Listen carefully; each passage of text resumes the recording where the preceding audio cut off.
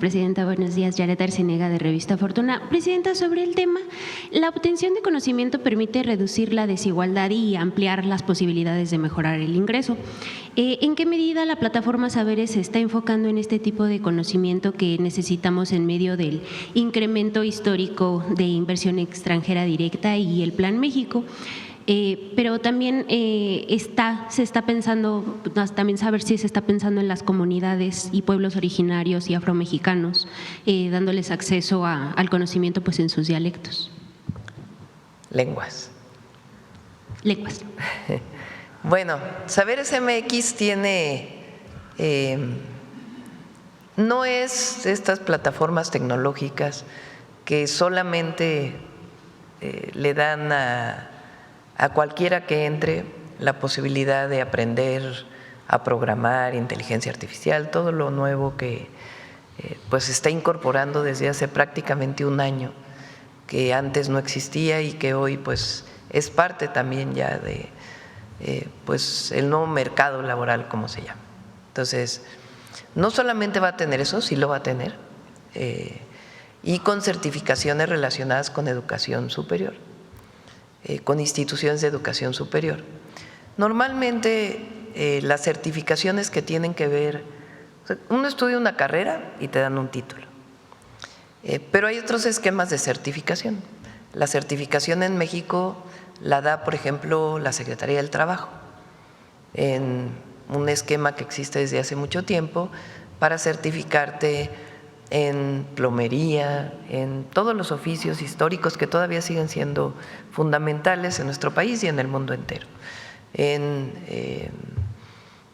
corte y confección, en muchos que siguen siendo indispensables. Y eso ha ido creciendo en el CECAT, o ¿cómo se llama el centro? El de capacitación de la Secretaría del Trabajo, ¿ya se llama Conocer? No, hablo de la Secretaría del Trabajo, CECAT. Creo que se llama así, no recuerdo ahora el nombre. Entonces, te incorporas y puedes sacar un certificado y con ese certificado puedes encontrar empleo. Hay otros esquemas de certificación que da la Secretaría de Educación a través de Conocer, que también es una plataforma que existe desde hace tiempo. Y hay muchos que tienen que ver con los nuevos empleos que dan las empresas privadas, sobre todo las de tecnología digital. Yo que sé, Google, Amazon, todas estas que están certificando y certificando. Mucho de esto tiene que ver con que ya la certificación ya no la da una universidad, sino que la da una empresa de tecnología digital. Que eso va a seguir existiendo y pues qué bueno que exista y que siga adelante. Nosotros lo que queremos es fortalecer las instituciones públicas. ¿Cómo fortalecemos las instituciones públicas? Pues apoyando obviamente todo lo que se requiera para su desarrollo, orientando particularmente a los tecnológicos, a que los jóvenes no solamente tengan la formación en una carrera tecnológica, sino que tengan una formación integral, que también sepan de historia de México, que también sepan de filosofía, porque es indispensable para el desarrollo tecnológico. No se puede generar una disciplina tan aislada y tan especializada sin tener una formación integral como ser humano, como persona. Entonces, eso lo estamos haciendo desde la media superior y también la superior.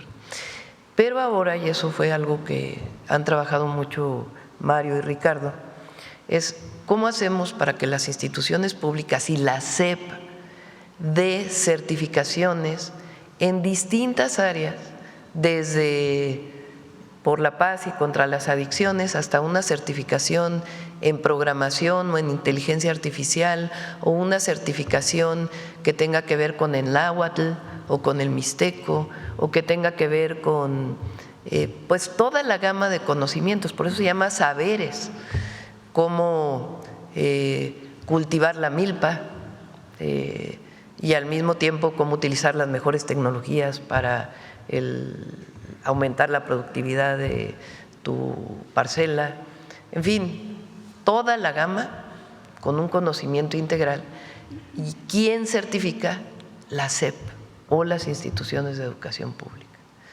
De esa manera, las universidades, los tecnológicos, no solamente se quedan con el título histórico, que es indispensable y hay que seguir trabajándolo y estamos ampliando la matrícula, sino que también existe la certificación pública y gratuita, porque hoy la mayor parte de las certificaciones tienes que tener dinero para poderla obtener. Entonces, con Saber SMX, el objetivo es que tengas tu certificación en distintas, le llaman microcredenciales, gratuita. Claro, es un curso que tienes que ir pasando tus exámenes y lo que tengas que hacer para poder tener tu certificación. Entonces, la apertura del conocimiento vinculada con las instituciones de educación superior, en donde pues nos coloca como país y a la educación como un derecho, también en otro marco, no solamente en la escuela, sino en esta gran plataforma que vamos a ir alimentando. Entonces, de eso se trata Saber SMX. Muchas gracias, Presidenta. En otro tema, Presidenta, sobre la inversión extranjera directa, muestra cifras récord y que demuestra que los inversionistas globales tienen confianza en el actual Estado de Derecho mexicano y en la solidez de los fundamentos económicos. Presidenta, ¿qué otros factores explican el nivel récord de la inversión en el mercado mexicano? Y también preguntarle si será que al final del periodo de la nueva política de aranceles de Donald Trump, pues la relocalización de cadenas productivas, el nearshoring, pues no desvió la ruta que inició en 2023. Primero, sí es la confianza en el país, a pesar de muchos que quisieran que esto no ocurriera. La economía de México está sólida, está fuerte. El modelo económico que definimos con la transformación está funcionando, porque normalmente los economistas miden, aquí hay uno, la economía en términos del crecimiento. El PIB se volvió pues el indicador fundamental para medir las economías del mundo, el PIB y el PIB per cápita, que tiene sus problemas incluso en la medición. Entonces es la generación de riqueza o la riqueza, el valor agregado que se mide cada año y ese es como el indicador. ¿Quién mide que 13.5 millones de mexicanos salieron de la pobreza? Porque la teoría neoliberal decía, solamente si crece la economía disminuye la pobreza. Es imposible que disminuya la pobreza si no crece el PIB. Nadie está diciendo que no deba haber aumento en el Producto Interno Bruto, pero no es el único indicador. ¿Cómo mide el PIB si hay más número de personas con educación superior o con preparatoria o que saben leer y escribir? ¿Cómo mide el PIB la disminución de la desigualdad? No lo mide. Este debate tiene muchísimos años.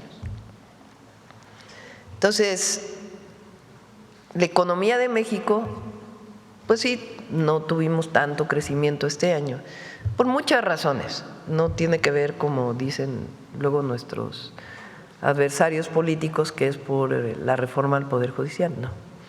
Tiene que ver con cómo ha crecido la economía de Estados Unidos, la situación de aranceles internacionales, no solamente con México, tiene que ver con la caída de la demanda en Estados Unidos. La caída de la demanda en Estados Unidos, por ejemplo, de automóviles, pues tiene que ver con que no hay más exportación de automóviles en México, no solamente un tema de tarifa, tiene que ver con muchos temas. Pero está aumentando el empleo.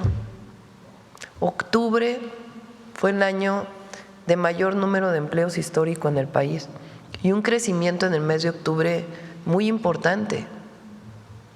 ¿Cómo medimos que ahora las plataformas, quien trabaja en plataformas tiene seguridad social? Pues eso no lo mide el PIB. Entonces, no es el único indicador. Y eso lo ven los inversionistas también. Y nuestra cercanía con el principal mercado mundial, que es Estados Unidos, va a seguir generando inversiones en México. Que a lo mejor ya no es la industria automotriz la que va a crecer más, pero ahora está creciendo la electrónica. Mucha inversión en electrónica en México. ¿Por qué? Pues porque hay una integración muy importante, porque existe un tratado comercial y además hay una buena relación. Entonces, obviamente en el momento en que se resuelva la revisión del tratado, pues todavía va a haber mayor certidumbre para la inversión, sobre todo extranjera. Pero la inversión extranjera directa habla de una economía sólida. Hay mucha también financiera. Eso quiere decir que el peso está bien, que no ven riesgos en el peso en México, si no, no estarían pues comprando pesos, ¿verdad? Entonces, yo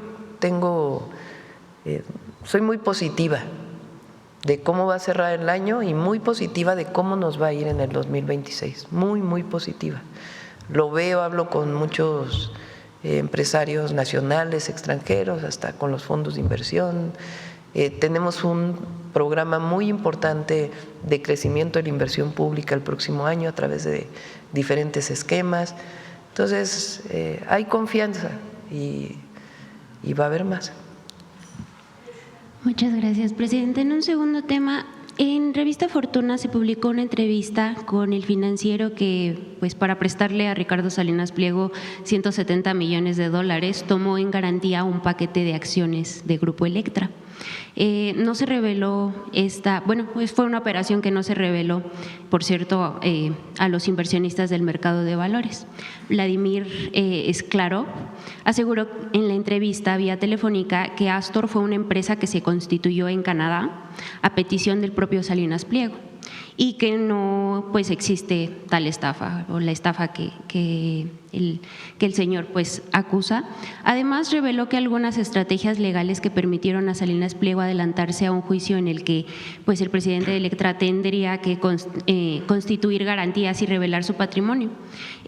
Por su parte, la agencia Bloomberg reveló que en el mismo juicio en Londres, el juez reprendió al equipo legal de Salinas Pliego por obtener información a través de prácticas de inteligencia corporativa y de espionaje. Presidenta, ¿qué nos dice este caso sobre la manera de conducirse de este pues empresario que debe pagar pues ya sus impuestos según la Suprema Corte de Justicia de la Nación? Bueno, pues qué bueno que lo informa.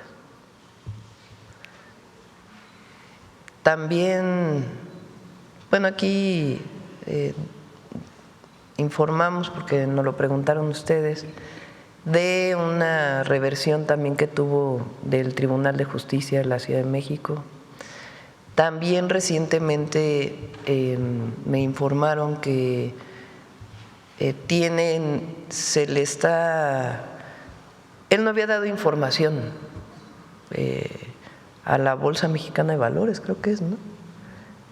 Durante 2 años, y ahora se le está obligando a que dé esa información. Él se amparó, bueno, el grupo se amparó para no dar esta información.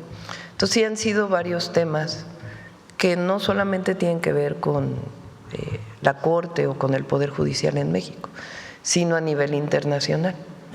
Entonces, bueno, ya que cada quien saque sus conclusiones sobre esta información. Presidenta, sobre este mismo tema, muchas veces se ha expuesto aquí en la conferencia, usted lo ha dicho y todos nos hemos dado cuenta, que la televisora, que TV Azteca, pues habla abiertamente en contra de el gobierno, muy abiertamente. Preguntarle, presidenta, ¿esto no estaría violando el interés de los derechos de los televidentes, de los... Y luego dicen que somos audiencias autoritarios, que no hay libertad de expresión. ¿No viola esto el derecho de las audiencias, presidenta? Sí, pues tiene que verlo, eso le corresponde pues a las instancias, ¿no? A la comisión, o evaluar esto. Ellos buscan que nosotros caigamos en una acción que les permita decir, ven qué autoritarios son. Y no, por eso dije, no vamos a caer en provocaciones de ningún tipo. Nosotros vamos a actuar en el marco de la ley. Entonces, actúa en el marco de la ley. Ahora sí la Corte cumple ya con la Constitución, ya no hay privilegios. Y las instituciones del Gobierno de México también, lo que diga la ley. Pero es muy importante que se conozca, porque imagínense si no existiera la mañanera. Imagínense, no podríamos responder un montón de temas, no podríamos estar en el debate. Yo creo que le va a ir siendo muy contraproducente, muy contraproducente. Ellos están queriendo seguir una línea, no solamente contra la presidenta, de manera muy ofensiva, por cierto, y contra el Gobierno de México, lo que representamos, el partido del que venimos, sino una línea de mucho odio, mucha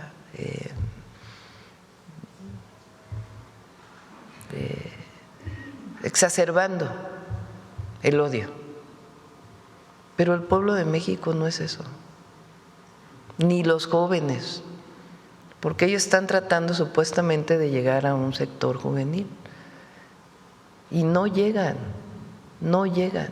Habrá jóvenes que no estén de acuerdo con nosotros y qué bueno, pero la mayoría de los jóvenes están con la transformación. Entonces, este esquema de información pues le va a ir generando a él también cada vez más pérdidas, la verdad, porque pues a ver qué anunciantes siguen ahí en la televisora, y no es sencillamente el mercado, como dice, no es otra cosa, no es la libertad del mercado, pues es la libertad del mercado. Entonces, ahora que vino la resolución de la Corte tiene que notificar a Hacienda, al SAT, de la resolución. No tengo conocimiento si ya notificaron o no.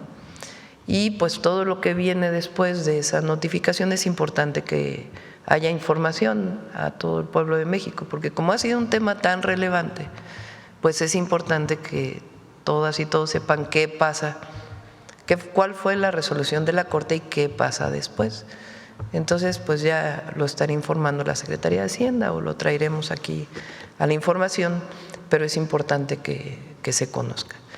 Y el debate público. Y como lo dije ayer, se equivoca quien llama a la violencia, se equivoca quien llama al odio, se equivoca quien apela al porfiriato, se equivoca quien no conoce la historia de México. Se equivoca quien cree que el pueblo es tonto. Se equivocan. Si triunfó nuestro movimiento, pues fueron años y años y años de tocar casa por casa, de informar, de debatir, de informar cómo el gobierno lo había capturado un grupo o un sector de los más acaudalados de nuestro país, y cómo el gobierno servía a sus intereses. Y eso cambió en México. El gobierno sirve al pueblo, le sirve al pueblo.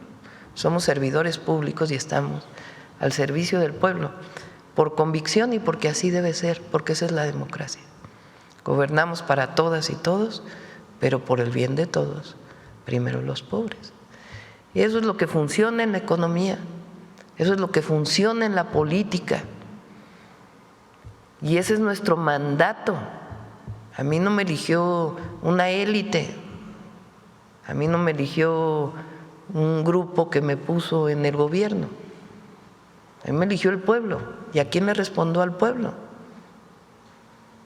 ¿Y qué instrumentos tengo para gobernar? La Constitución y las leyes, y una forma distinta de gobernar, cercana al pueblo. Y la honestidad por delante, siempre. La honestidad, Como decía ayer, la honestidad no se compra, ni la autoridad moral, con todo el dinero del mundo. El más acaudalado de los acaudalados del mundo entero, si no se ha comportado con honestidad y con una línea en su vida, pues jamás tendrá autoridad moral. La autoridad moral se construye a lo largo de la vida, y la consecuencia y la convicción. Y eso es lo que nos sostiene. Y siempre decir la verdad y decir las cosas como son. Fíjense ahora lo que pasó ayer en la movilización que hubo, pues muy poca gente. ¿Por qué? Porque se estuvo informando. Y también quien convoca las manifestaciones, pues también le va midiendo, ¿verdad? Y hay libertades, ¿eh? México nunca va a perseguir a nadie. Por cierto, un chico que estaba diciendo que lo estábamos persiguiendo, y nosotros no perseguimos a nadie por sus ideas políticas, por lo que comunica, por lo que dice, nada, nada, nada, nada. Es libre, incluso si siente preocupación, se hace un análisis de riesgo y se le puede brindar seguridad. O sea, nosotros no perseguimos a nadie por sus ideas políticas, jamás. México es libre y hay libertad de manifestación, de comunicación, de todo. Y seguimos trabajando, porque no solamente es el debate aquí en las mañaneras. Hoy inauguramos la mitad del interoceánico de Oaxaca a Chiapas. Imagínense lo que va a hacer eso para la gente. Muchas gracias, presidenta. Por último, si me permite, la prensa internacional reconoce su liderazgo histórico y capacidad diplomática, pero al mismo tiempo dice que la reforma judicial está generando incertidumbre económica que podría poner en riesgo inversiones, aunque la economía registra inversión extranjera directa récord. Los hechos los contradicen. A menos de 5 meses de la elección judicial, ¿cuál es su balance de la relación costo-beneficio de esta reforma para el país? ¿Y qué resultados tangibles y garantías de certidumbre puede esperar la ciudadanía y el mercado mexicano, presidenta? Bueno, no creo que sea algo que se pueda medir con costo-beneficio, ¿no? Pienso que es muy bueno para el país. Hay que recordar lo que era el Poder Judicial antes de la elección. Un poder judicial cooptado por un grupo con mucha corrupción, en donde se mantenían los privilegios para unos cuantos. Y aquí no es la Corte o el Poder Judicial es de todas y de todos los mexicanos. Y lo que tiene que hacer es cumplir con la Constitución y lo que dicen las leyes. Eso es lo que debe ocurrir.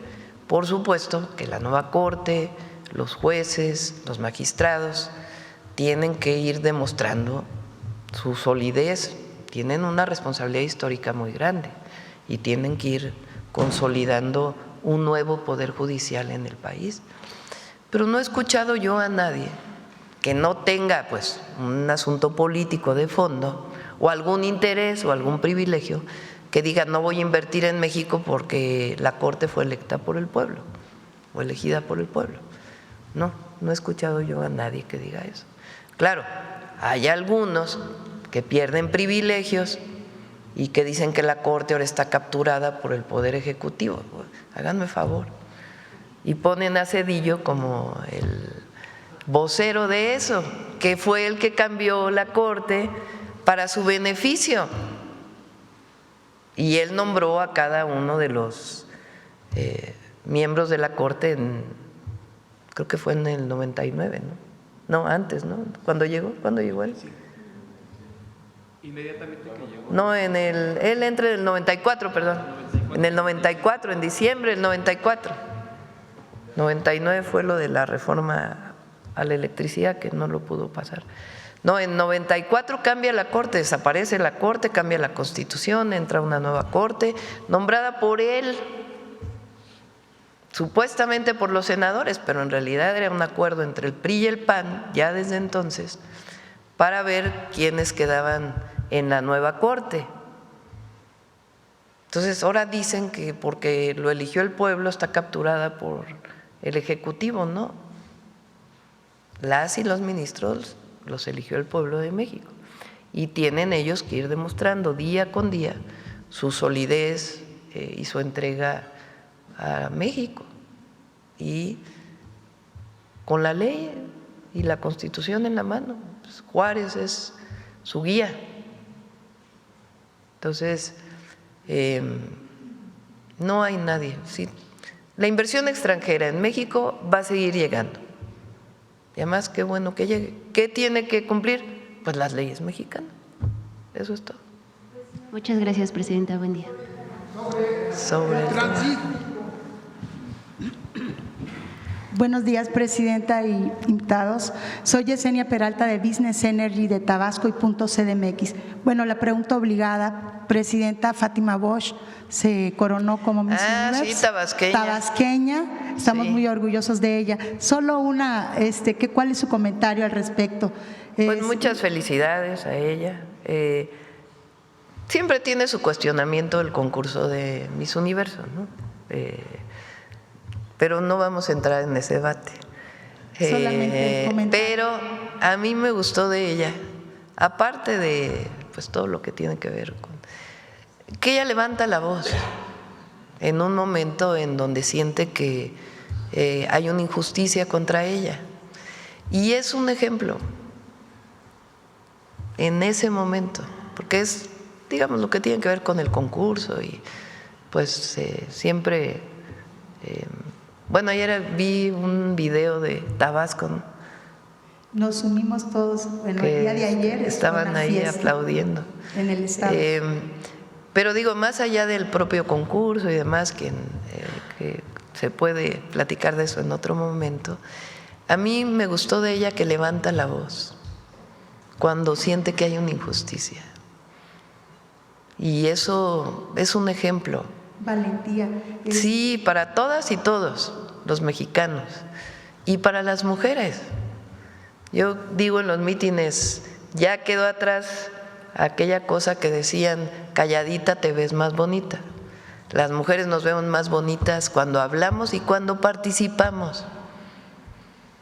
Y ella levanta la voz, dice hay una injusticia, no me parece, se levanta.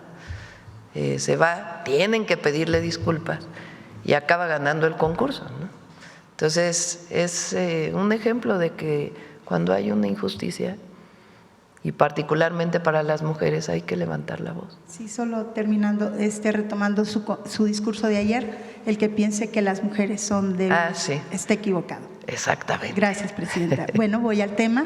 Secretario, gracias porque me permitió la palabra. Y bueno, en el reciente informe del gobernador Javier May, uno de los puntos importantes que mencionó fue el de educación y seguridad. Hay un avance muy grande en eso, así como el desarrollo social y los beneficios que esto conlleva. Uno de ellos es precisamente que los programas que se han estado estableciendo en la entidad por ser un gobierno de territorio es la deserción. Se ha disminuido en gran manera y bueno, usted es testigo, secretario, que acaba de anunciar la construcción de la Universidad Rosario Castellanos en Jonuta. Es uno de los municipios más marginados. ¿Qué opina al respecto sobre este avance en la educación? Bueno, primero Javier está haciendo un extraordinario trabajo en Tabasco, la verdad. Es un montón de programas nuevos, apoyo al campo, nuevos programas de bienestar, y él es un hombre de territorio muy consistente, muy trabajador. Entonces muchas felicidades a Javier por su trabajo, y traemos varios programas juntos. Por ejemplo, uno es el del chocolate que anunciamos acaba de estar recientemente el fin por de allá, semana. sí. Fíjense que es algo muy, muy bonito, la verdad. Los productores de cacao en Tabasco cada vez estaban vendiendo, con sus excepciones, incluso algunos que exportan, y el cacao cada vez más barato. El mercado pues traía a veces precios más altos, a veces precios más bajos, pero lo vendían con la pulpa, y eso pues era un costo muy bajo. Entonces Javier, que estuvo en Sembrando Vida y además conoce el campo de Tabasco desde hace muchos años, generó junto con los productores una tecnología, le llamábamos en mi época una tecnología apropiada, una tecnología especial, en donde de manera artesanal le quitan la pulpa, lo fermentan y después lo secan. Entonces, al vender el grano ya seco, pues lo venden al doble de lo que lo venden con la pulpa, con una tecnología muy sencilla. Pero además se juntan los productores de cacao, los pequeños productores, y todos lo van dejando en un sitio y entre todos hacen este proceso. Entonces eso ya pues les da mayor valor a lo que producen y eso pues genera bienestar. Bueno, además de eso, con María Luisa Albores de Alimentación para el Bienestar y con Javier se diseñó el chocolate para el bienestar.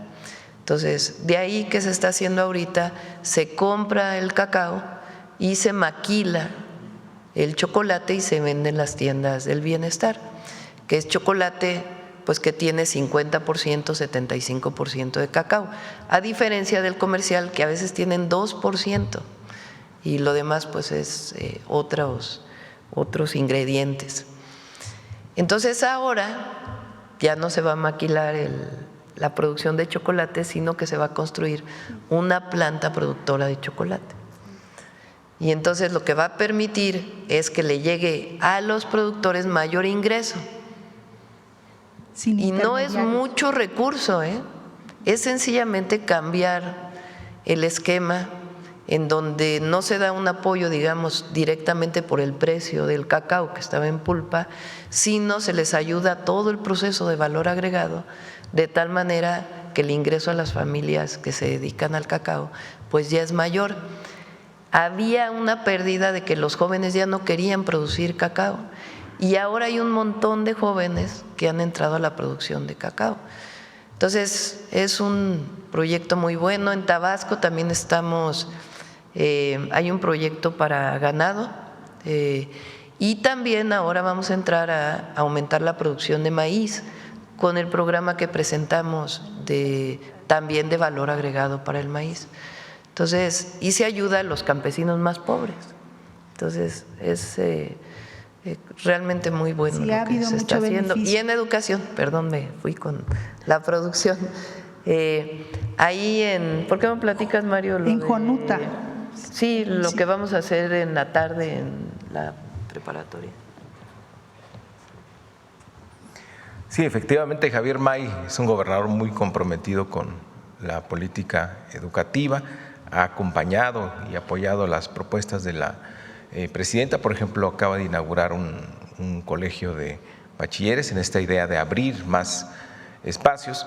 Estuvo la presidenta en Jonuta el fin de semana pasado, arrancando la entrega a nivel nacional ya de las tarjetas de la beca Benito Juárez. Y ahí pues los jóvenes y el propio gobernador pues le hicieron saber a la presidenta que no había una institución de educación superior cerca. Entonces, como hemos presentado aquí, para ampliar de manera más rápida la oferta en media superior, hemos encontrado las secundarias que no tienen turno vespertino y que no tienen alrededor, por lo menos a 45 minutos, una preparatoria. Entonces, en la tarde se están haciendo preparatorias, construyendo talleres y renovando toda la infraestructura y construyendo más aulas. Pero ahora la presidenta lo que planteó en Jonuta es, bueno, hay que ver también, hay preparatorias como esa que visitamos, que en la tarde no tienen clase. Entonces, en la tarde podría ser una universidad. Entonces, ahí se planteó que va a llegar la Universidad Nacional Rosario Castellanos, ya estamos trabajando con la secretaria Rosaura Ruiz y con la rectora, con Alma de la Rosario Castellanos, para ver qué plantel, cómo vamos a hacer el plantel ahí. Pero esa es una innovación que plantea la presidenta, porque vamos a aumentar el número de egresados de media superior y tenemos la meta de ampliar a 55% la cobertura en educación superior.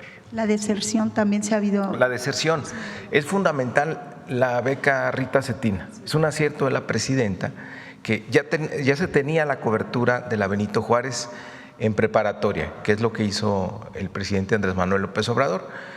Sin embargo, la presidenta detectó que teníamos que tomar a los jóvenes desde la secundaria y darles una beca para que no abandonen la secundaria y lleguen a la preparatoria. Entonces, eso es una medida que va a tener un impacto, lo vamos a ver en las estadísticas de este ciclo escolar, que lo mediremos hasta finales del año que entra, el impacto que genera la ritacetina en disminuir el abandono.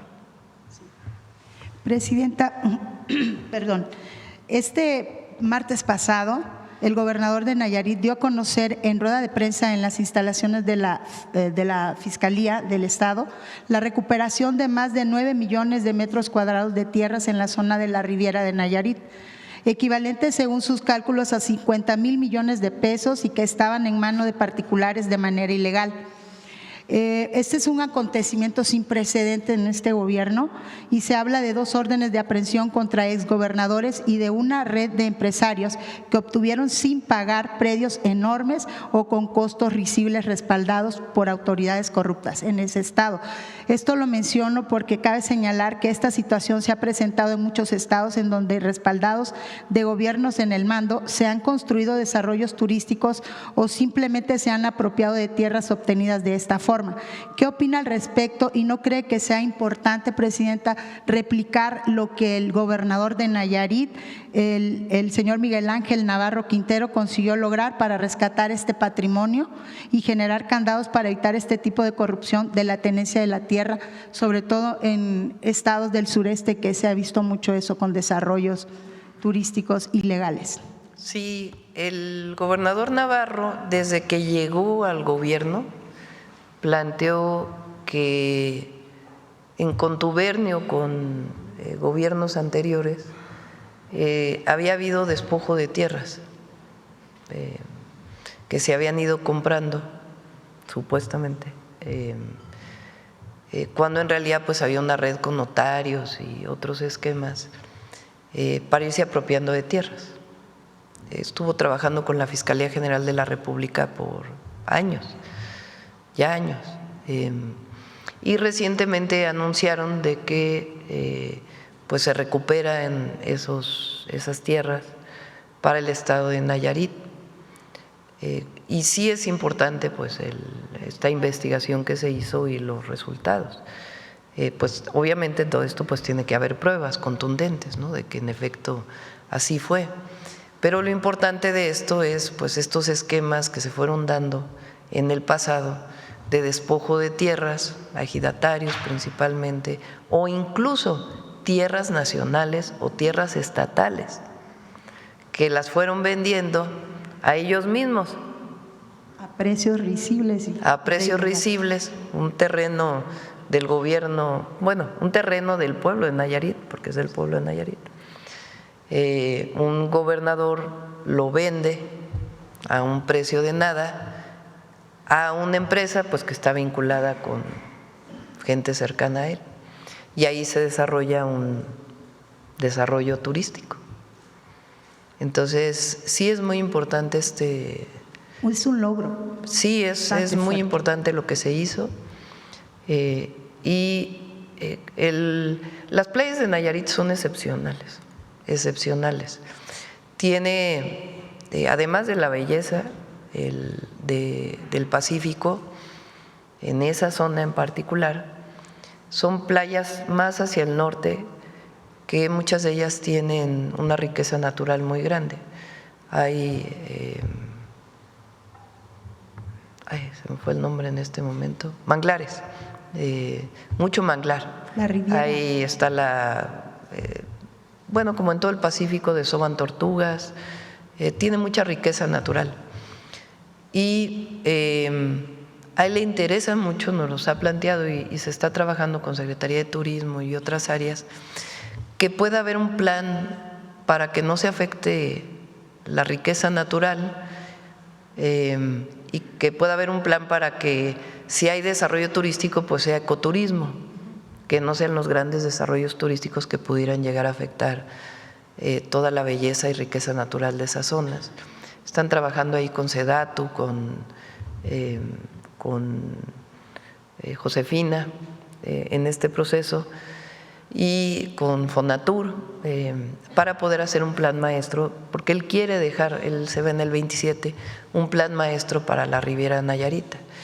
Y tuvo también el acierto de que le llamó Nuevo Nayarit, se llamaba Nuevo Vallarta, a la parte de Nayarit, de Bahía de Banderas, pegada a Puerto Vallarta. Entonces le llamó Nuevo Nayarit y ha habido también un desarrollo turístico ahí muy importante. Gracias, presidenta. Y luego Boca de Chila, que lo desarrolló el presidente López Obrador con la Secretaría de Marina, y la salida de ahí a las Islas Marías. Entonces es un área turística muy importante. Entonces recuperar las tierras para el estado de Nayarit pues también tiene mucho sentido. Muchas gracias, presidenta. Solo concluyo, presidenta, en este momento en que Pemex se enfrenta el reto de equilibrar la producción, la transición energética y la sostenibilidad financiera, ¿cuál es su principal prioridad para garantizar que la empresa siga siendo un pilar estratégico del desarrollo nacional y sin comprometer, el medio ambiente ni las finanzas públicas? Mire, le comento, el día de ayer la diputada Rocío Abreu de la Comisión Nacional de Energía nos dijo en una entrevista que existe un gran avance en la estrategia de pagos, sobre todo en los rezagos que viene trayendo la paraestatal. Ella nos mostró que va muy bien la estrategia tomada para esta recuperación y que se encuentra de manera muy positiva comprometiéndose a establecer esos pagos de manera inmediata. Lo más importante lo hicimos el año pasado, junto con diputados, senadores, Secretaría de Energía, Pemex, que fue el cambio constitucional y el cambio en las leyes, y recuperar a Pemex como empresa del pueblo de México. Es importantísimo. Pemex estaba dividida en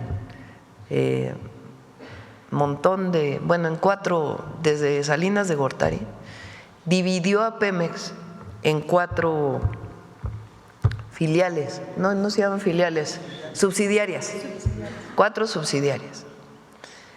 El objetivo desde entonces de Salinas era vender las subsidiarias, que Pemex se quedara solamente con la producción de petróleo y que la transformación y otras áreas se fueran privatizando.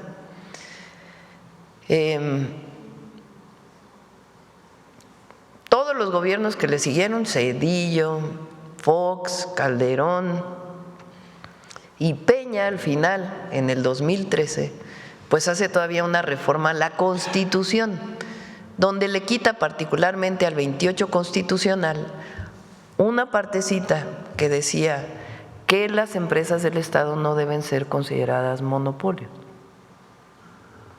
porque pues son empresas del pueblo y de la nación, que haya competencia en México y todo, pero a las empresas del Estado se les convirtió en una empresa más, independientemente de si era de la nación o no. Ese parrafito se regresó al 28 constitucional. Y a Pemex se le hizo un nuevo esquema jurídico muy importante, muy importante. Entonces hoy Pemex se está integrando verticalmente de nuevo, está haciendo de nuevo una sola empresa.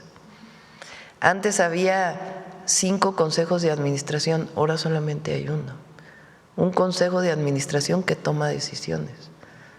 Eso, además de reducir burocracia y todo lo demás, pues consolida a la empresa como una empresa del Estado mexicano. Eso ha sido lo más importante de todo.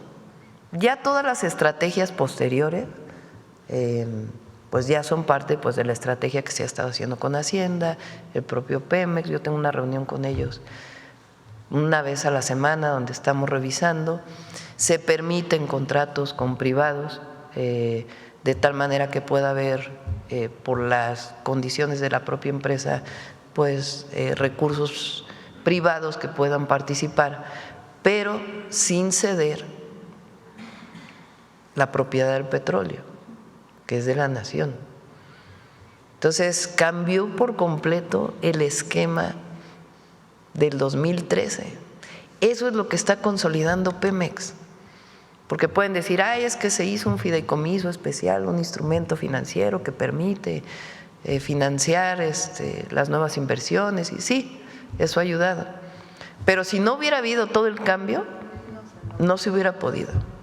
Entonces es muy profundo el cambio que hemos hecho en estos 14 meses en Pemex, muy profundo.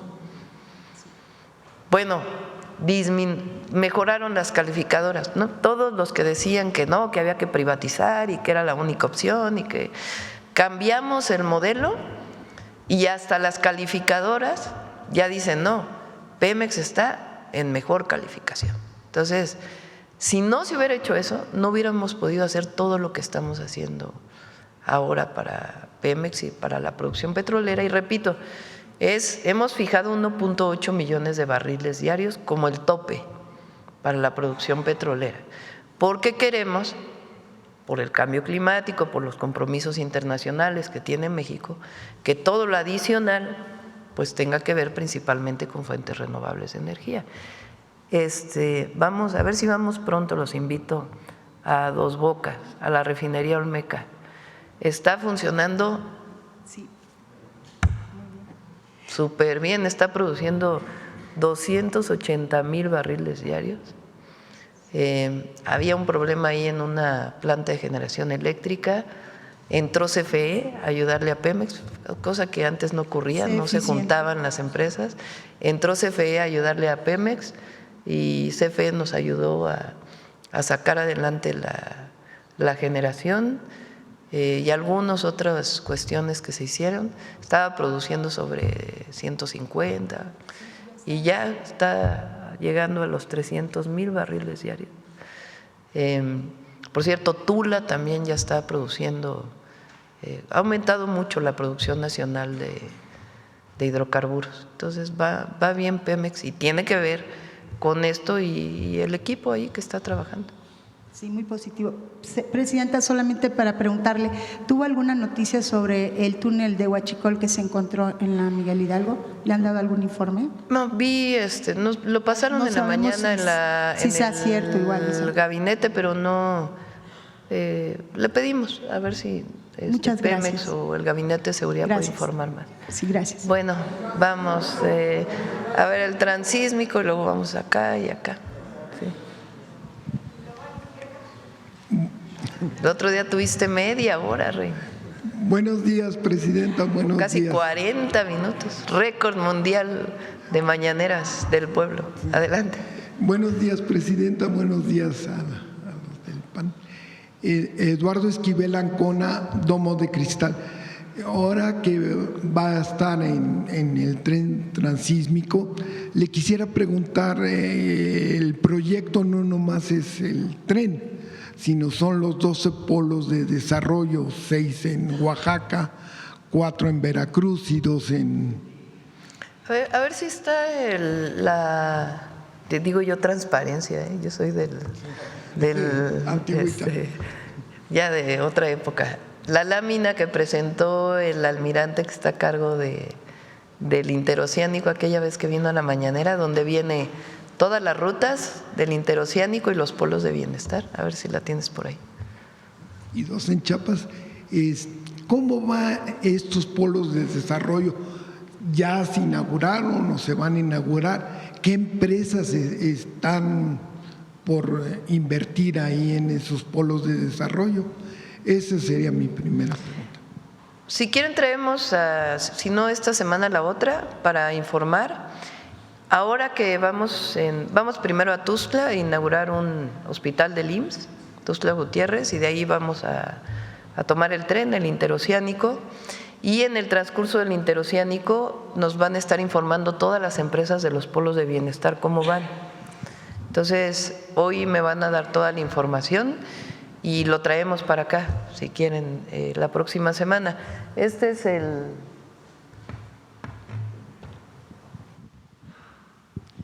Este es el interoceánico, es un proyecto hermosísimo, la verdad. Lo que hizo el presidente López Obrador fue de Salina Cruz, que además se está desarrollando este puerto en Oaxaca, va por el istmo de Tehuantepec hasta Coatzacoalcos. Es un tren de carga y un tren de pasajeros. Y de ahí lo llevó a Teapa principalmente, prácticamente hasta acá. Ahora, ¿qué estamos haciendo? Estamos con la línea que se ve allá arriba, que es la que va a Dos Bocas, para que la refinería de Pemex y otras zonas industriales que están en Paraíso, Tabasco, puedan tener salida de sus mercancías. Y estamos haciendo esta, que ya había iniciado también con el presidente López Obrador, y nosotros la vamos a llevar hasta Ciudad Hidalgo, Guatemala. Entonces va de pues prácticamente Salina Cruz hasta Ciudad Hidalgo.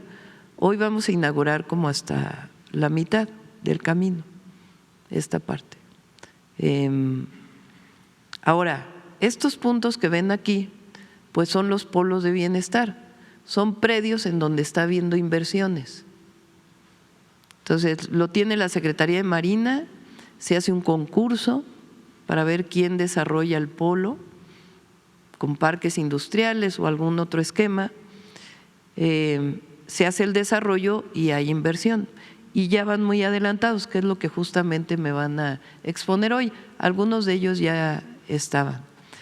Además, que fue justo lo que cuando fuimos a Guatemala acordamos con el presidente Arévalo, que además está haciendo un gran trabajo, lo mandamos saludar. La idea es que este tren pueda seguir por Guatemala. Y parece que ya van muy avanzados.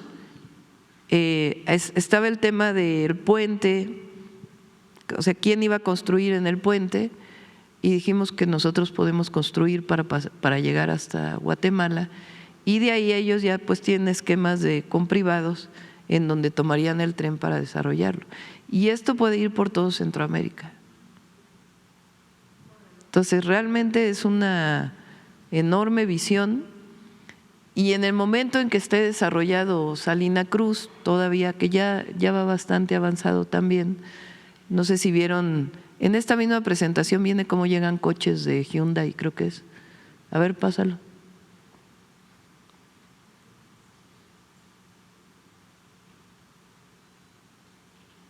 ¿Es ese? No. Miren, este es el que está haciendo Roberto Ayala, Dos Bocas. Ahí está, miren. Ya ven cómo llegó un barco con vehículos, y no son vehículos para el mercado nacional, sino que van a Europa. Entonces ya vienen de Asia, de Corea particularmente, descargan en Salina Cruz, se suben al tren, ahora sí que súbete al tren, se suben al tren, y en Coatzacoalcos se suben a otro barco y ya se dirigen a Europa. Entonces es un proyecto extraordinario y va muy bien, muy bien. En una segunda pregunta, hace unos días la Secretaría de Economía informó que concluyó las consultas internas del TEMEC, las internas. Parece ser que fue con mucho éxito porque los industriales mexicanos se pusieron de acuerdo en muchas cosas. Sin embargo, a nivel ya trilateral hay problemas porque no están muy de acuerdo tanto Estados Unidos como Canadá en la política energética de México. Hay varios puntos, no están de acuerdo con la reforma a la ley de la industria eléctrica, porque hablan del monopolio de CFE, restricciones de permisos y accesos al mercado que se tardan mucho en darlos para las energías limpias, que este proyecto frena las energías limpias. Y pues yo no entiendo mucho cómo hablan del monopolio de CFE cuando Iberdrola y Naturgy tenían el monopolio, producían mucho más electricidad y eso no les molestaba, ¿no? Y ellos tenían el control del mercado. Y pues también se están quejando del control de la red de gas natural que se tiene el gobierno de México con Pemex y pues yo no veo mucho control porque Naturgy en la Ciudad de México él pues tiene el monopolio de la distribución de gas natural y se ha llegado a la amenaza de hacer un panel de México por llegar a un panel de discusión porque se está argumentando que esta política energética de México viola el TEMEC. Entonces, ¿qué les contestaría a estas personas? Primero, no ha sido salió en las conversaciones con Estados Unidos, pero no ha sido el tema. Es más bien mucha gente que está alrededor, que incluso congresistas que han planteado esto y otros de empresas que lo han planteado. No se viola el tratado para empezar y segundo, pues son decisiones soberanas del pueblo de México. Entonces, no está discusión cambiar lo que se aprobó. Segundo, Secretaría de Energía hizo un esquema distinto con CFE para la parte de la inversión privada. Había muchos permisos, que alguien quería construir una planta no sé dónde y solicitaba un permiso. Y CFE decía, bueno, pues sí, pero ahí no tengo capacidad de conexión a las redes de transmisión. Entonces, ¿cómo te voy a dar el permiso ahí si no tengo conexión? Y entonces la queja, pues, ¿por qué no tienes capacidad en las redes de transmisión? Entonces, Secretaría de Energía lo que dijo es, a ver, la parte de que corresponde a lo privado, vamos a cambiar el modelo. Yo les voy a decir dónde necesito, no ustedes saber dónde quieren y con quién hacen negocio acá. Ya. Hay una parte que se quedó del mercado eléctrico y otra parte que se le puede vender a Comisión Federal de Electricidad. Entonces, Secretaría de Energía dijo, a ver, yo les voy a decir dónde necesito, no dónde yo, perdón, lo expresé mal, dónde necesita el país, dónde lo necesita el sistema eléctrico nacional y dónde no hay problema si hay una conexión de renovables. Y además, si vas a tener una planta solar o una eólica, pues tienes que tener baterías para que te den 2 horas más de generación y un esquema para que te puedas conectar sin generar problemas técnicos. Entonces se hizo un concurso y se dijo, a ver, ¿quieres participar en el sistema eléctrico nacional como empresa privada? Pues el país necesita que inviertas aquí y ahí sí te puedo dar el permiso porque sí hay conectividad con la red de transmisión. Lo hicieron y creo que la mitad más o menos participaron. Hay otra parte que viene después. Entonces ya es una dinámica distinta porque ya no es a ver dónde quiero, cómo quiero y el pleito de los permisos, no, es ¿qué necesita el país en un esquema de planeación energética futuro? Y de las obras de infraestructura que estamos planteando para CFE, para las líneas de transmisión. Y entonces sí, éntrale a participar en este esquema. Entonces ya es una dinámica completamente distinta y lo ha tomado bien aquellos que quieren invertir en nuestro país. Y seguimos además pues con un proceso de trabajo para aquellos que tenían contratos de autoabasto totalmente ilegales, que se pongan en orden ya con las nuevas leyes. Algunos han ido avanzando. Por ejemplo, esta empresa Cox, creo que se llama, que le compró a Iberdrola todas sus plantas, que también es una empresa española, Energía les dijo, bueno, pero ponte en orden en todos los contratos de autoabasto, si ya vas a comprar. Y dijeron, sí, me parece perfecto, adelante.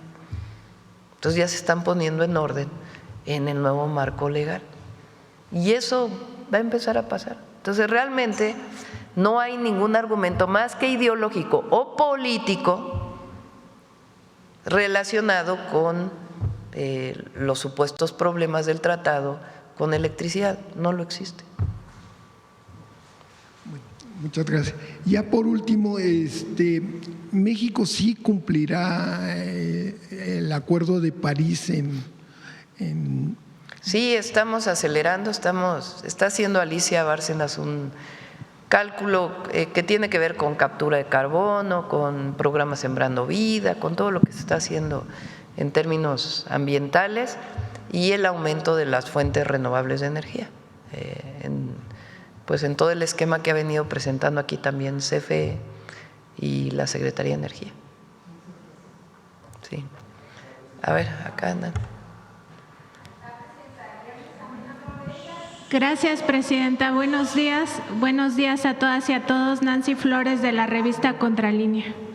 Presidenta, el martes pasado, el senador Adán Augusto López Hernández dijo en conferencia que habría evidencias de que detrás de la marcha de la generación Z, pues estarían justamente el empresario opositor Claudio X González Guajardo, también estaría el político priista y financiador del medio Latinus, Roberto Madrazo Pintado, un acérrimo enemigo de la Cuarta Transformación, y también estaría Mauricio Tabe, este político panista que es alcalde aquí en la Miguel Hidalgo. En todo esto llama la atención porque habría evidencias, de acuerdo con lo que dijo este senador, de que ellos habrían organizado esa marcha, pero también habrían dado algún tipo de financiamiento. Aquí la pregunta, presidenta, es justamente pues su opinión, saber su opinión acerca de que la derecha, no solo mexicana, porque también hay ligas con Atlas Network, que es esta organización, y otros exactamente, otros representantes de la ultraderecha internacional, pues están apostándole a la violencia en México con un claro objetivo, que es desestabilizar al país en una de lo que se conoce como las fases del golpe de Estado blando, donde se calienta la calle, así se le llama, ¿no? Se genera malestar y se generan protestas en calle. El tema es que viene pues toda la discusión de la reforma electoral, que les molesta mucho, y también el Mundial de Fútbol. Entonces, su opinión de cómo están apostándole a la violencia para desestabilizar política, económica y socialmente a México en un momento tan importante para el país. Aquí yo presenté una declaración del dirigente del PAN, de Jorge Romero. No es menor lo que él dijo en una entrevista. Y es importante que quienes estén aquí estén de acuerdo con nosotros o no, lo analicen, porque hay quien presenta algunos temas en sus medios y hay quien no. Pero Jorge Romero en una entrevista dijo abiertamente, a ver, ponlo, una vez más, porque no es menor que un dirigente de un partido político de oposición que se ha caracterizado por que abiertamente dicen que son de derecha y que tienen su alianza con el PRIAN, porque todavía con el PRI pues histórica. Entonces él lo declaró, no es menor, no es que se equivocó, después dijo, ay, es que me equivoqué. No es que se equivocó, es que es parte de una estrategia, porque si no, ¿por qué lo declaró? Se lo dijo abiertamente. Entonces es muy importante esto para el pueblo de México, para los jóvenes. No se debe apostar nunca a la violencia como forma de hacer política, más cuando vivimos en un país libre.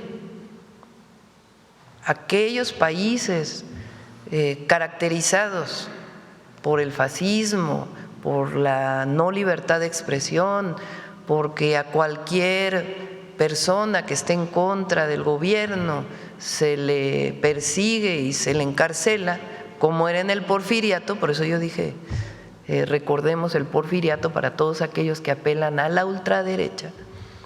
México ya pasó por eso. Entonces, él dice esto. lo que nos falta a la oposición literalmente es ya la violencia. Fíjense esa declaración.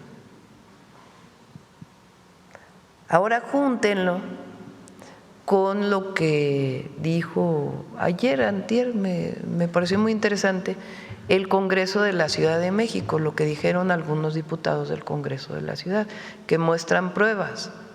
Ya no es solamente, digamos, juntar cabos que están en las redes, que no se necesita ser un investigador muy avesado para poder poner esto, ver quiénes convocaron a la manifestación, quiénes participaron en la manifestación, quiénes no se deslindaron, quiénes quisieron acusar al gobierno de represor, en fin, quiénes promueven el odio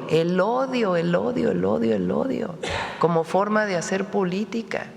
Es nada más, digamos, juntar lo que está en las redes.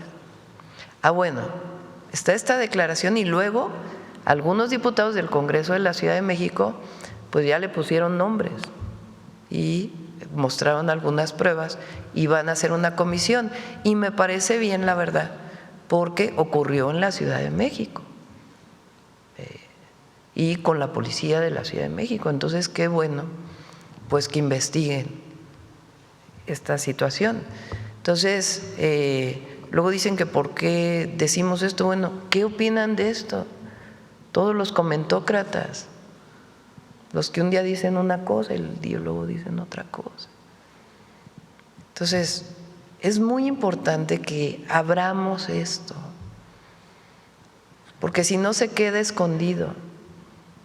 Entonces, la violencia que se generó por un grupo en una manifestación que golpeó a los policías como golpeó y que estaban buscando otras cosas llenos de odio, pues se hacen todas estas denuncias y no dicen esta boca es mía.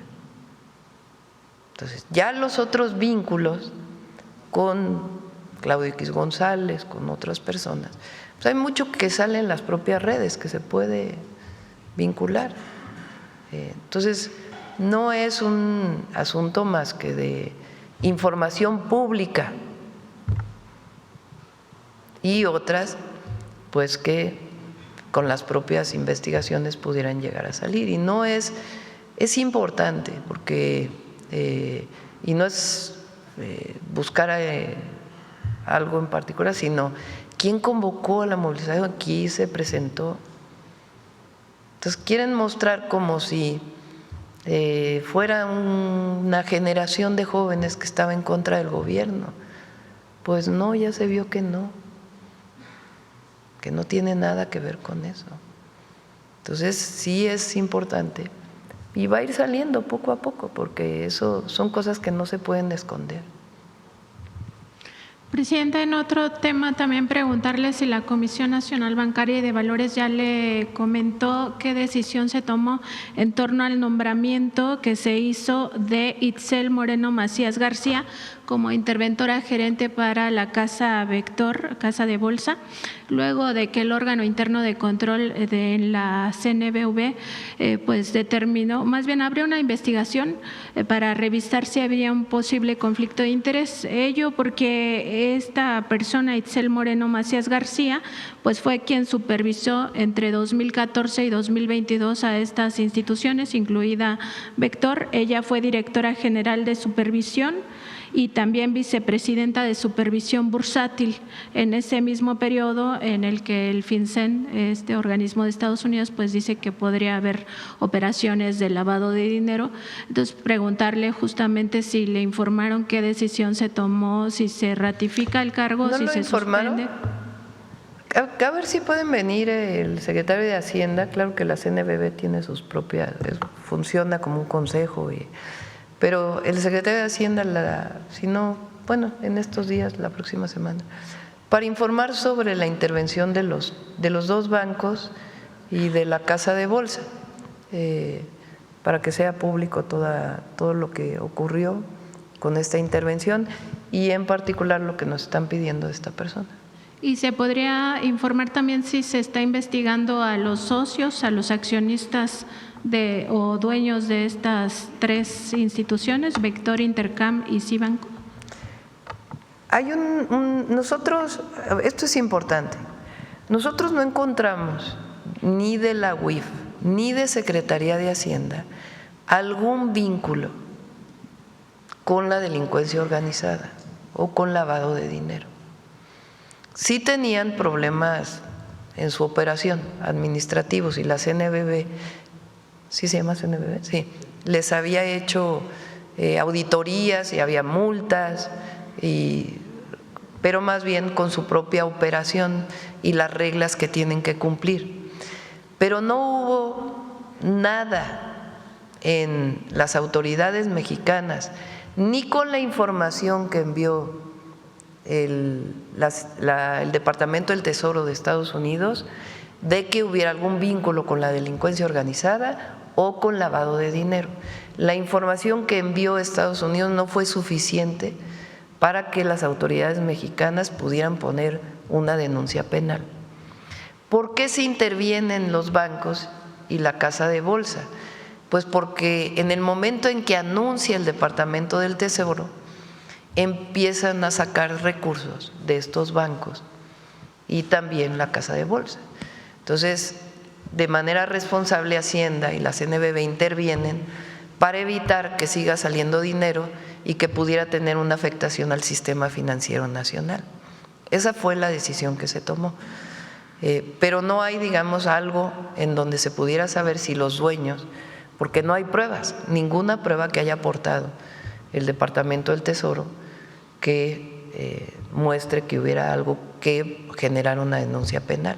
Hay otros casos donde interviene la UIF, muchos, en donde se presenta denuncia penal de inmediato porque hay presunción de lavado de dinero y ya tiene que hacerse una investigación ya penal de que en efecto hay lavado de dinero, pero en este caso no fue así.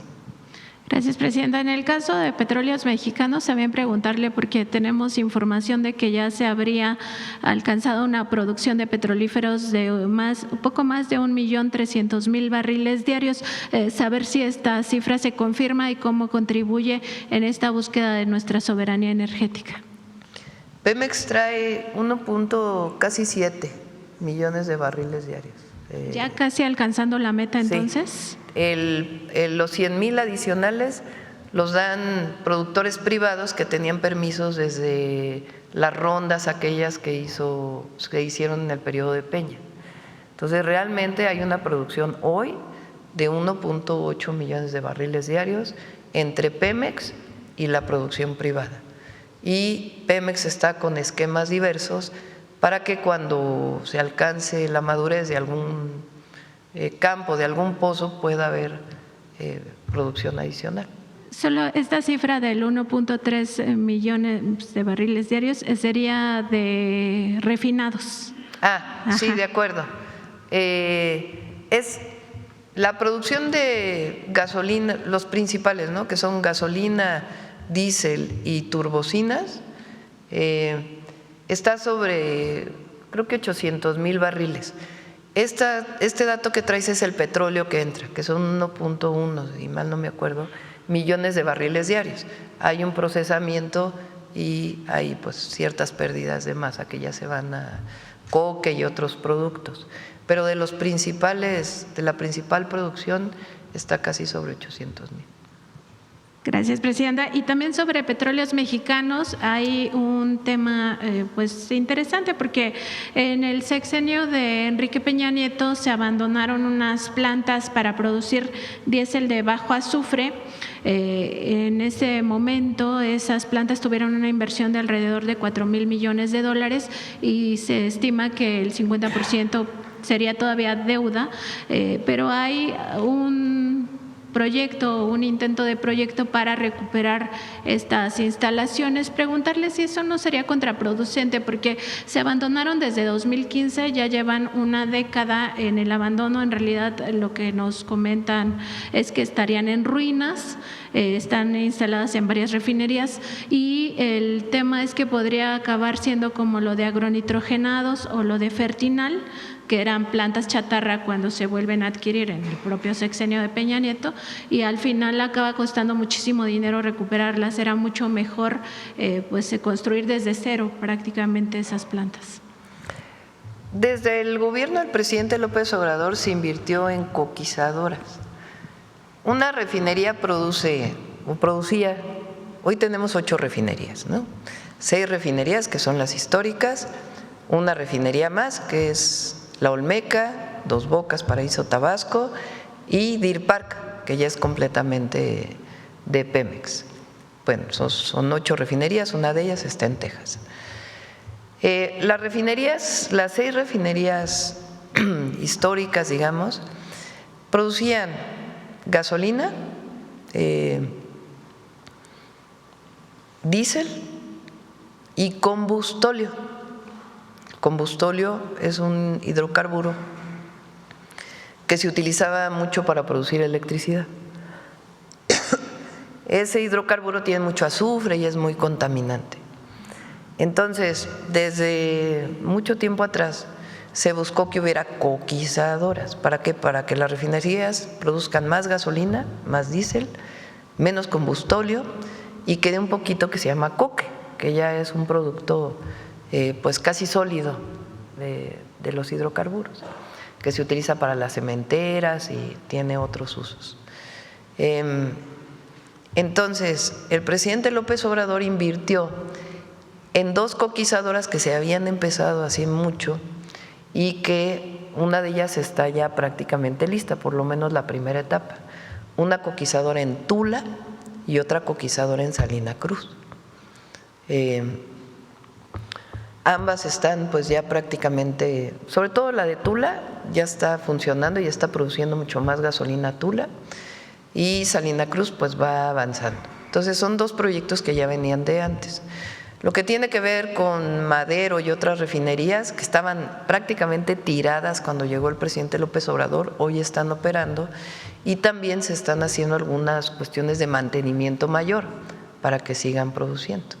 Entonces esa es la historia de las coquizadoras y eso también te ayuda a que se produzca gasolina con menos azufre. Entonces así están las obras en las refinerías. ¿Se podría revisar el tema de las plantas? Sí, se puede revisar, por supuesto, informar aquí, porque es cierto, se hicieron muchos contratos en el periodo de Calderón. Bueno, se prometió una refinería que nunca se hizo, más que media barda, y se hicieron muchas inversiones que la verdad pues se quedaron a la mitad. Entonces lo que decidió el presidente López Obrador, y creo que bien, porque están funcionando bien, es poner a funcionar. Además, ayuda mucho porque la gasolina de bajo azufre contamina menos. Gracias, presidenta. Sí. A ver acá. Ya son 9:25. A las 10 de la mañana nos vamos a… Sí, adelante. Buenos días, presidenta. Hans Salazar, de Noticiero en Redes. A propósito de lo que acaba de comentar mi compañera, me distraes. No, no es cierto. A propósito de esto que es muy importante, en el Congreso de la Ciudad de México se presentó hace un par de días señalamientos muy concretos con pruebas contra 2 alcaldes de la Ciudad de México. Una de ellas es la alcaldesa de Cuauhtémoc, Alejandra Rojo de la Vega, y el otro es uno de los ya mencionados de la Miguel Hidalgo, Mauricio Tabe, del PRI, del PAN, del PRIAN, al final de cuentas. Es una operación en la cual ellos enviaron golpeadores para atacar a policías el pasado sábado 15 de noviembre, y esto es muy delicado, pero ya se va a presentar, incluso ellos han dicho, los legisladores que han dicho esto ante la autoridad competente, y pues esto ya va develando. Incluso el día de ayer se ha mostrado, incluso en fotografías, gente cercana a esta alcaldesa que acabo de mencionar. ¿Usted confía en que todo esto se va a ir sabiendo poco a poco como se va develando, para precisamente ver quién y cómo se operó todo esto del 15, este ataque, esta violencia que se generó, Presidenta? Sí, repito, me parece bien que se haya hecho la comisión de investigación ahí en el Congreso. No sé si ya se hizo o no, pero lo plantearon en el Congreso de la ciudad, sí, porque no fue cualquier cosa lo que ocurrió el sábado. Entonces, es muy importante que se investigue, que se vea, y los congresos locales y el Congreso Federal tienen esas facultades, no es algo que esté fuera de sus facultades. Entonces me parece bien, y a todos estar pues viendo estas pruebas, esto que sale, que se informe en todo mundo, porque son cosas que no se pueden esconder, poco a poco va saliendo. Presidenta, aprovechando precisamente el tema de la Cuauhtémoc, de la alcaldía Cuauhtémoc, pues hace meses cuando se hizo la polémica y que se mostró que sí tenía un sustento legal de procedimientos para colocar un par de estatuas que simbolizan mucho para movimientos de izquierda, que es de Ernesto Che Guevara y Fidel Castro, y que no se ha sabido más sobre si se ha tramitado al respecto para que sean devueltas y sean de vuelta a la colocación de estas. ¿Sabrá de este trámite, Presidenta, qué pasó? No tengo el seguimiento, vamos a preguntar. Secretaría de Cultura envió en su momento un oficio, pero ya lo estaba viendo el gobierno de la Ciudad de México. Entonces hay que ver con la jefa de gobierno cómo va eso. Gracias, Presidenta. Cambiando totalmente de tema, hay un evento que se está desarrollando, se está realizando en Tokio, Japón, los Juegos Sordolímpicos. Ah, sí, me mandó Belmont, ¿verdad? Sí. Hoy en la mañana me mandó. Es muy importante porque tenemos una delegación mexicana, nos representan, ya llevan 2 medallas, es importante siempre reconocer a nuestros deportistas. Falta una semana más, pero casi no se sabe, de hecho no se conoce mucho este tipo de encuentros deportivos internacionales que tenemos representación. ¿Usted qué considera, cómo podría difundirse más este tipo de justas deportivas? Hay que difundirlo todo, ponen en alto el nombre de México. ¿Traes video? No, ¿sí? A ver, ponlo. La mañana me mandó un mensaje Belmonte.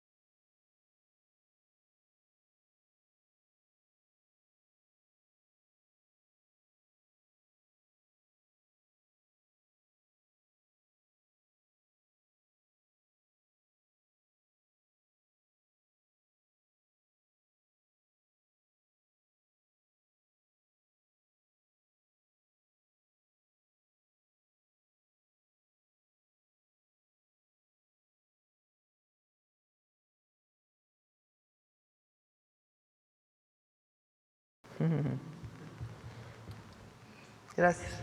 Y por último, Presidenta, el día de ayer se conmemoró nuestra Revolución Mexicana.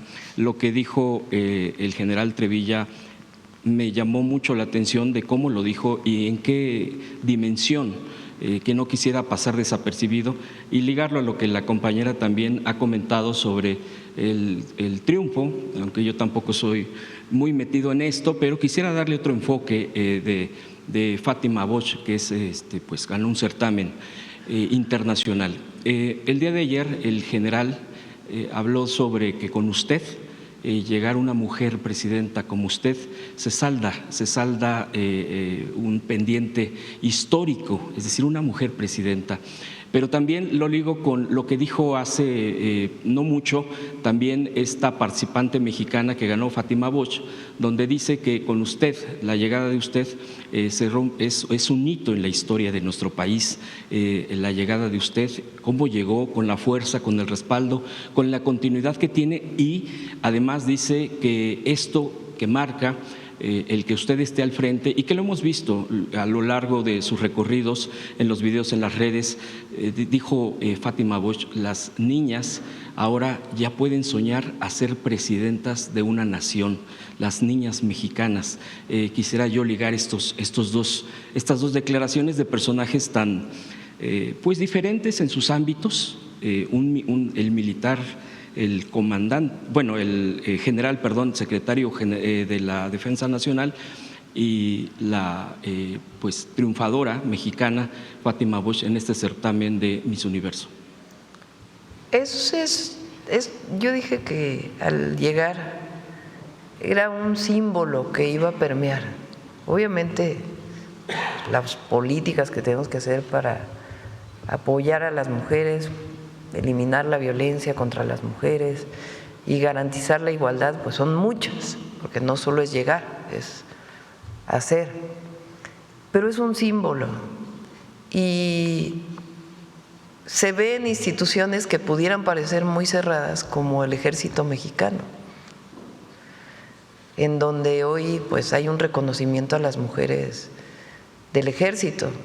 Ayer ascendieron a general de brigada muchas mujeres que tienen que ver con medicina, con el área médica del Ejército, que también son militares. Pero también, incluso en la Marina, empieza a haber muchos mandos mujeres, también en el Ejército. Y es muy importante porque es también un cambio cultural, es también una revolución de las conciencias, es el que se reconozca a las mujeres en todos los ámbitos de la vida, y también un reconocimiento de las mujeres, del papel de las mujeres en la familia, también en el espacio más privado, que no haya violencia, que haya igualdad en todos los espacios de la vida.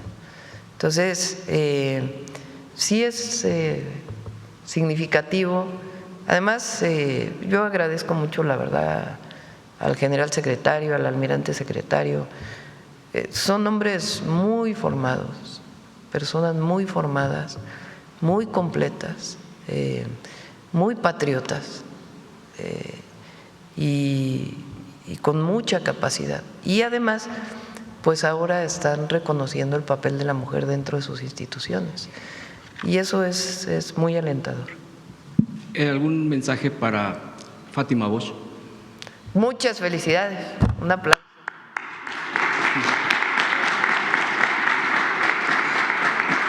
Gracias, presidenta. Gracias. Gracias. A ver, a la compañera atrás, porque ha estado ahí pidiendo la palabra, luego dicen que no. Gracias. Damos la palabra y ya cerramos porque Sí, falta suave. gracias, Patria. presidenta. Buenos días, Judith Sánchez Reyes, de Perspectivas MX y Radio Milet. Preguntarle, el próximo lunes 24 de noviembre está convocado un paro carretero por parte de transportistas y productores. En ese sentido, preguntarle si están buscando o van a buscar algún acercamiento con los líderes para evitar justamente este paro. Va a dar información la Secretaría de Gobernación. Han estado en contacto con ellos. No es algo, digamos, que quieran diálogo, porque hay diálogo. Entonces, más tarde, el día de hoy, creo que van a dar información tanto el secretario de Agricultura como la secretaria de Gobernación. Bien, presidenta. En otro tema, se dio a conocer el día de ayer que se detuvo al presunto homicida de la niña Noelia Dailén, quien presenció el asesinato de su madre, fue secuestrada y días después fue encontrada sin vida en Juchitán, además con otras 3 personas. Preguntarle si tienen mayor información de cuál pudo haber sido el móvil de este multihomicidio y sobre todo el cómo se está abordando justamente esta violencia que pues se ha dado a conocer hacia mujeres y niñas en lo que es la región del Istmo de Tehuantepec, allá en Oaxaca. Voy a pedirle también al Gabinete de Seguridad que pueda informar si hay más investigaciones. Todavía sigue la investigación, pero que puedan informar. Y, Presidenta, bueno, preguntarle también sobre algunos avances de la investigación sobre el caso de Hernán Bermúdez. No sé si se ha podido comprobar nexos con otros exfuncionarios en Tabasco en lo que tiene que ver con la operatividad de este grupo delincuencial y también no sé si pudieran detallar un poco cuáles fueron esas cuestiones técnicas de las que se habló por las que el traslado de Paraguay a México fue más de 30 horas y estas escalas en Bogotá, en Campeche y Tapachula hasta para poder llegar a Toluca. No sé si haya un poco más de información. El fiscal, ¿no? Una vez que estuvo aquí en seguridad lo informó el propio fiscal, eso ya se informó. Y sobre las investigaciones también el Gabinete de Seguridad puede informar. ¿Cuál es el estado de salud de esta persona, Presidenta? Le pregunto porque regularmente cuando se da la detención de este tipo de personajes resulta que pues luego tienen problemas de salud y tienen algunos privilegios o se resguarda de una manera diferente. Que tenga información, no tiene ningún problema. ¿Y se va a acoger o sabe usted si se podría él acoger al criterio de colaboración? Lo tiene que decir la Fiscalía. A ver, la Fiscalía realiza sus investigaciones. El Gabinete de Seguridad participa en las investigaciones como coadyuvante de la Fiscalía General de la República, pero es la Fiscalía General de la República o la Fiscalía del Estado de Tabasco quien tiene que dar la información. Ellos son los que llevan las investigaciones y los que tienen que dar la información pública de los avances. Al ser un tema relevante, Presidenta, ¿cuándo pudiera el fiscal darnos un poco más de información acerca de este tema? Su detención ya tiene un poco más de 2 meses. Pues el fiscal puede informar de esto. O sea, depende del fiscal. Viene a los informes del Gabinete de Seguridad, en este caso va a ser hasta el 9 el próximo informe del Gabinete de Seguridad, porque recuerden que es cuando se cierra la información de los meses para poder dar el avance de los indicadores de inseguridad. Y justamente también preguntarle en esta línea, Presidenta, pues se ha informado que se han recuperado aproximadamente 98,000 litros de combustible durante este año. ¿Por qué, digamos, si se ha dado esta cantidad de recuperación y estas investigaciones, no hay, digamos, detenidos de alto nivel, ya sea en aduanas o en lo que tiene que ver con corporaciones? Porque finalmente, pues, la venta ilegal de combustible. Hay muchos detenidos. Lo puede informar ahí sí el Gabinete de Seguridad. Todas las detenciones relacionadas con la entrada ilegal de combustible, el contrabando de combustible o el huachicol fiscal, como se le ha llamado. Sí hay muchos detenidos y siguen las investigaciones.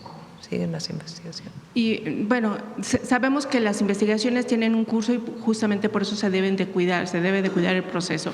Pero al final del día eso también creo que es importante para poder conocer las acciones que está haciendo pues el gobierno para combatir este delito. Sí, son de 2 tipos. Uno es las investigaciones, las incautaciones que se hacen y las denuncias ante el Ministerio Público y las investigaciones de la Fiscalía y el Gabinete de Seguridad que ayuda en la investigación. Y la otra es todo lo administrativo, gasolineras que llegan a vender combustible no lícito, cómo evitar, aquí lo he dicho varias veces, la trazabilidad desde el camión que entra en la aduana hasta el que llega a la gasolinera, todo eso está ya por emitir una nueva normatividad completa Secretaría de Energía, ¿Qué problemas ha tenido? ¿Por qué no le he emitido? Porque tiene que ver con un desarrollo tecnológico para poder, son reformas administrativas, reformas legales y un desarrollo tecnológico que permita pues que realmente se haga toda la trazabilidad. Entonces han estado trabajando en ello y antes de que termine el año se va a presentar para las nuevas normas para garantizar pues que en efecto no haya una pipa de combustible no lícito que no pueda ser detectada dónde está llevando el combustible.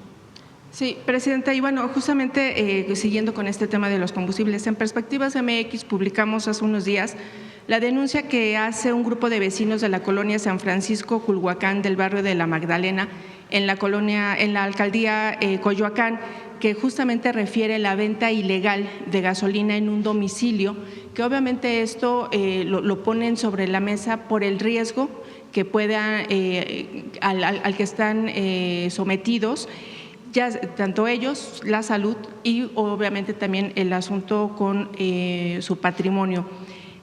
Estos vecinos ya hicieron de conocimiento esta situación al director general jurídico y de gobierno de esta alcaldía y no han realizado ninguna inspección al respecto. En ese sentido, preguntarle, hace un momento también le referían aquí de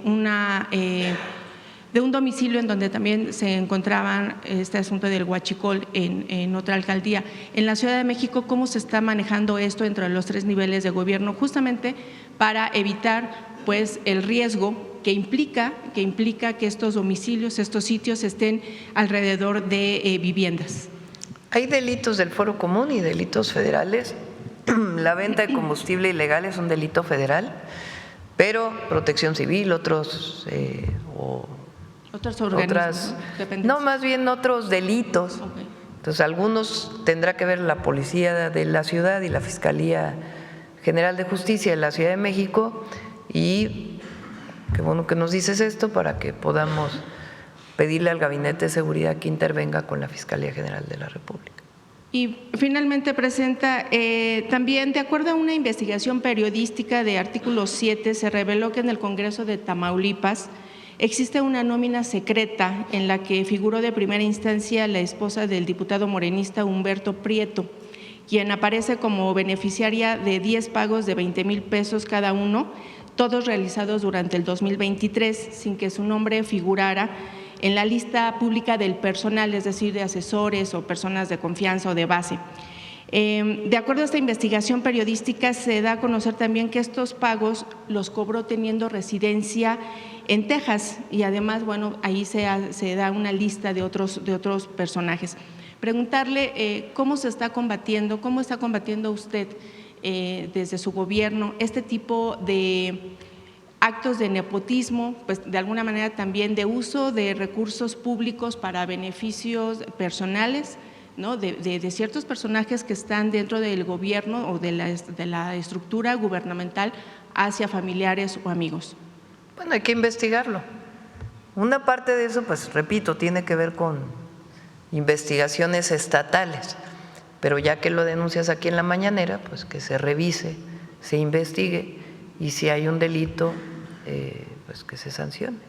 Y ya nada más finalmente, Presidenta, preguntarle, ¿ya usted formalizó la denuncia contra esta persona que la acosó hace unas semanas? Sí, no fui directo al Ministerio Público, me dijo la fiscal de la ciudad que con enviar un documento, envié el documento explicando exactamente lo que fue, firmado por mí y lo envié directo a la fiscalía. Esta persona ya está detenida obviamente por otras acusaciones, pero ¿no hubiese sido importante que usted presentara de manera formal la denuncia? Si es necesario lo hago. El tema es que la propia fiscal me dijo con que usted envíe es suficiente para que se incorpore en la carpeta de investigación. Muchas gracias, Presidenta. Además, no es, eso hay que sancionarlo y hay que denunciarlo y no debe ocurrir en nuestro país. El martes 25 de noviembre viene Citlali, presentamos lo que nos comprometimos, es el día contra la violencia hacia las mujeres, o ¿cómo se llama exactamente? Día Internacional, a ver cómo se llama.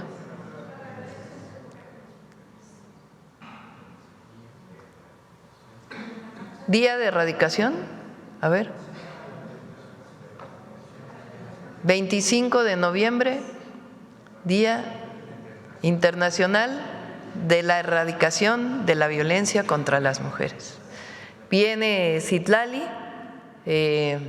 ya hay acuerdo con muchos gobiernos estatales para poder hacer las presentaciones a los congresos de las fiscalías, de pues todas las instituciones, los tribunales de justicia, para que se sancione cualquier acoso o abuso a cualquier mujer en nuestro país. Y además la campaña que me comprometí, que el próximo martes 25 la presentamos. Ya, suave patria, vámonos, 9:47. Con su permiso, Presidenta. Juna, Presidenta. Juna, secretario. Juna, amigos, amigas. Juna, desde Palacio Nacional. Les acabo de saludar en la lengua Omdi Odi. Es el ayapaneco, como muchos lo conocen, la lengua que se habla en el estado de Tabasco. México es un país construido por las manos de su gente. En cada región, en cada pueblo, las tradiciones se trabajan y se cuecen a fuego lento de la memoria. Y en estas tierras norteñas, donde el viento del Golfo acaricia montes y llanuras, vive un arte que resguarda historias antiguas, la alfarería. Hay prácticas que hablan por sí solas.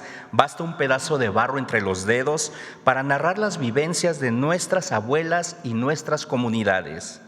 Cuando las mujeres y hombres de los pueblos originarios moldean la arcilla y la transforman en cántaros, ollas, figuras y vasijas, dan forma a un México vivo y profundamente creativo. El tiempo ha convertido este oficio en algo más que una labor. Es un tributo a quienes con paciencia y sabiduría convierten la tierra en arte. Hoy en Suave Patria y con el permiso de usted, Presidenta, amigas y amigos, les compartimos el siguiente video.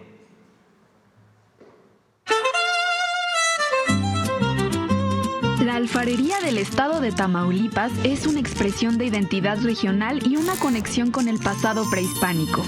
Sus técnicas y características coinciden con restos arqueológicos encontrados en sitios como el Sabinito y Balcón de Montezuma. Pues uno se siente muy orgulloso de lo que ve un montón de tierra ya revuelto con lo demás. Se siente muy orgulloso porque se ven muy bonitos, ya más cuando están listos para salir al mercado. Pues se emociona uno, que ya hizo una cosa, ya hizo otra y pues va a hacer otra. Yo hago de distintos, me mandan a hacer y los hago. Las ollas y comales son esenciales en la cocina tamaulipeca. Los diseños son sencillos y funcionales, cargados de mucha tradición e historia. Tiene vida lo que uno está haciendo. ¿Y por qué? Porque pues uno le da el visto bueno al momento que los fabrica.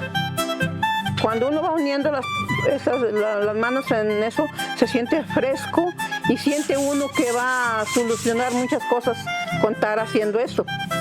¿Por qué? Porque, pues como le digo, es el sustento de la casa y pues a eso me dedico y yo siento muy bien cuando empiezo a fabricar lo que yo sé hacer.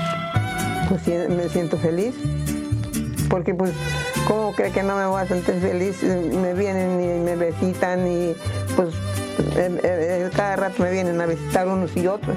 Y le digo yo, pues, me siento bien. Las manos alfareras, guardianas de una tradición ancestral, siguen creando belleza y funcionalidad con pasión y dedicación. El amor y la enseñanza a las nuevas generaciones aseguran que esta herencia cultural permanezca viva y siga siendo un símbolo de identidad y orgullo.